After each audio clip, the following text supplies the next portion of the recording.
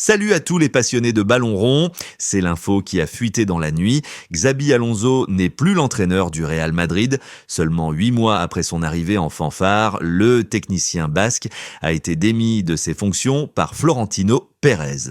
La défaite cuisante 3-2 en finale de la Supercoupe d'Espagne face au Barça de Hansi Flick a été la goutte d'eau de trop. Alonso n'a jamais réussi à imposer son style et les stars madrilènes semblaient perdues.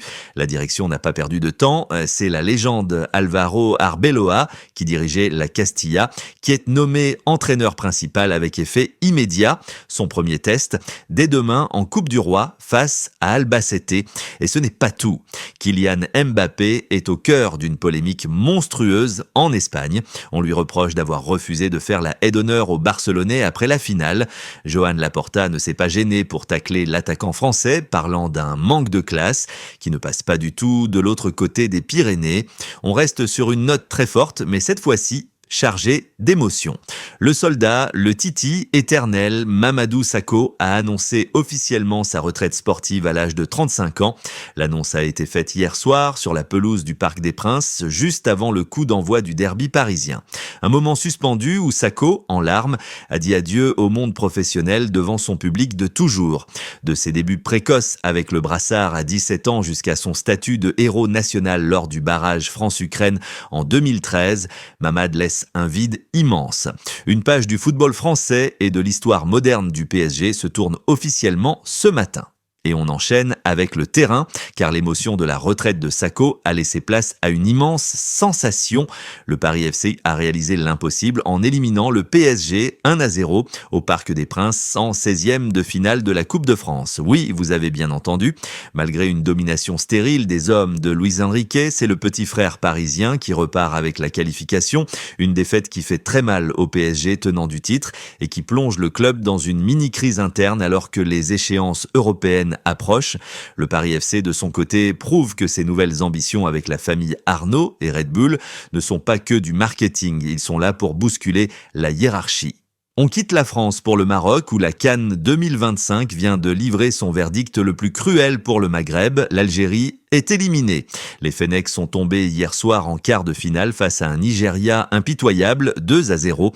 Une défaite qui ne passe pas du tout côté algérien. La fédération algérienne, FAF, vient d'ailleurs de déposer une plainte officielle auprès de la CAF et de la FIFA concernant l'arbitrage de la rencontre jugé scandaleux.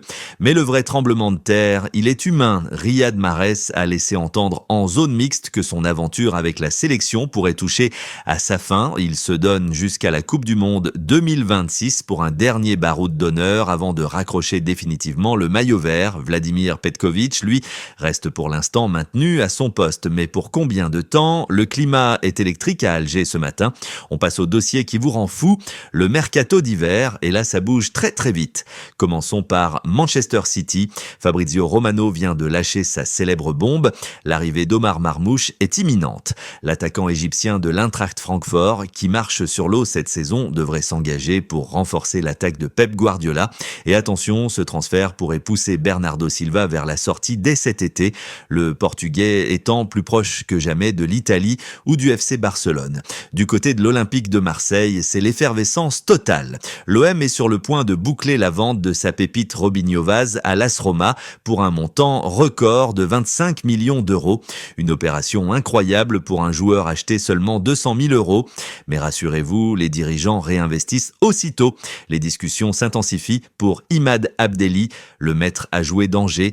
L'Algérien veut rejoindre le projet de De Zerbi dès cet hiver et un accord à hauteur de 3 millions d'euros est dans les tuyaux. De Zerbi a d'ailleurs mis la pression. Il lie son futur à Marseille à celui de Mehdi Benatia. C'est du tout ou rien à la commanderie. Pour finir, voici les signatures qui ont été officialisées il y a quelques heures seulement. Bryan Maggio, le crack du FC Metz, s'est officiellement engagé avec Aston Villa. Un transfert sec de 12 millions d'euros pour ce talent précoce qui file découvrir la Premier League. En Italie, c'est fait pour Petar Radkov. Le buteur de Salzbourg rejoint la Lazio Rome pour 13 millions d'euros. Il arrive pour remplacer Tati Castellanos, parti à West Ham. Un petit mot sur la FA Cup également. Liverpool s'est qualifié dans la douleur contre Barnsley, 4-1. Dominique Szoboszlai a été l'homme du match avec un but splendide, mais il s'est aussi retrouvé au cœur d'une altercation tendue sur le terrain. Les Reds retrouveront Brighton au prochain tour, un choc qui s'annonce déjà bouillant. Enfin, nous terminons ce JT avec une note de tristesse. Le football français pleure Roland Courbis, décédé hier à l'âge de 72 ans, coach mythique, consultant irremplaçable. Coach Courbis laisse derrière lui des souvenirs impérissables, notamment cette remontée historique 5-4 avec l'OM contre Montpellier. Le monde du foot perd l'une de ses voix les plus passionnées. Repose en paix, coach.